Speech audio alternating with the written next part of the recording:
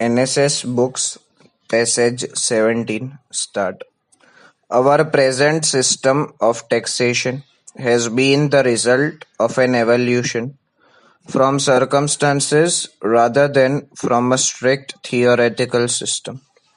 At the present time, we are too often accustomed to look upon taxation as a means of profit sharing with persons who have money rather than as a means of producing the necessary revenue to maintain our system of government. The present tendency is towards increased expenditures by the individual, city, and state, while in our industrial development, the tendency is towards the curtailing of expenditures and economy in methods. The state of Massachusetts has been continuously increasing its powers.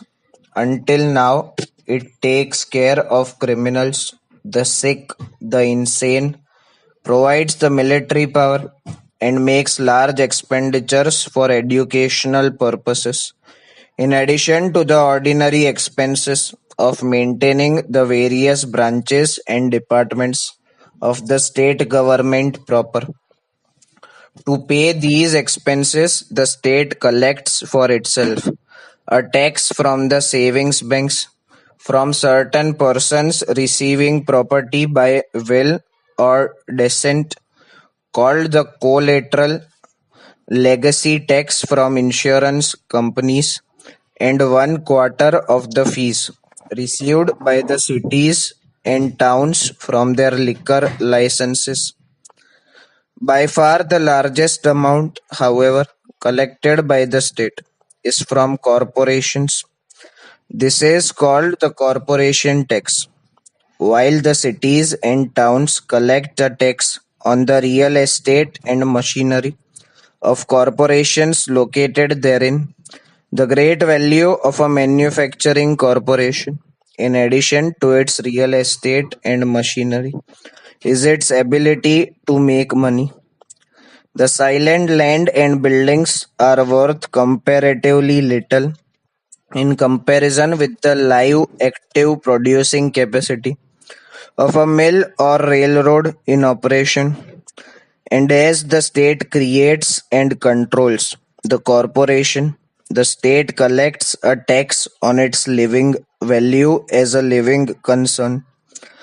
Out of 90 lakh dollars collected last year by taxation from these various sources, the corporations paid nearly 6 million.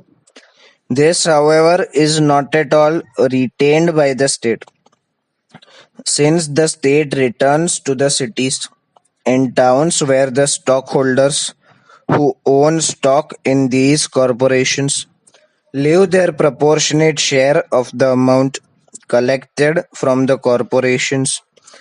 But if the stockholders live outside of this state, then the Commonwealth retains for its own use the taxes collected on the shares represented by such foreign stockholders. The state returned last year to the cities and towns about 4.5 million of the amount collected from the corporation tax, thus retaining from this source about 1.5 million for its own use. But all these sources of revenue after the corporation tax was returned to the cities and towns would have left a deficit in the state treasury if the state had not levied what is called the state tax. This is a direct tax imposed by the state upon all cities and towns in the Commonwealth and amounted last year to 3.5 million, levied on the basis of the value of property in the various cities and towns. Boston paid the highest state tax last year, amounting to 1.26 million, and Gay had $35, the smallest. This state tax is added to the regular town or city and county tax.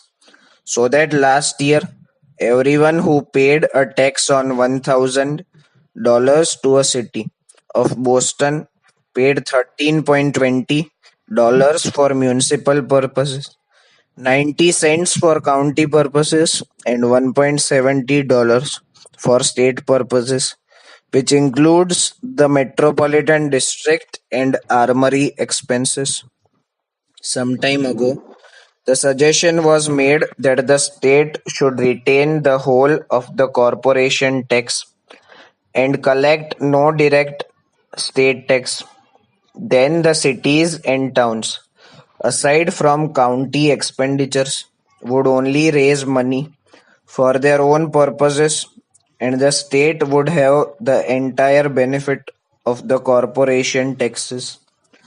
It was found, however, that this would affect the cities and towns to so large an extent that the Special Committee on Taxation of the legislature, which has been investigating the subject during the summer, has proposed a compromise and recommended the keeping by the state of so much of the corporation tax as is derived from public service corporations, stating in its report as follows: the principle that personal property follows the domicile of its owner and should there be taxed, whatever its value, should have little or no weight when the personal property involved represents none other than the tangible assets and franchises of great public service corporations.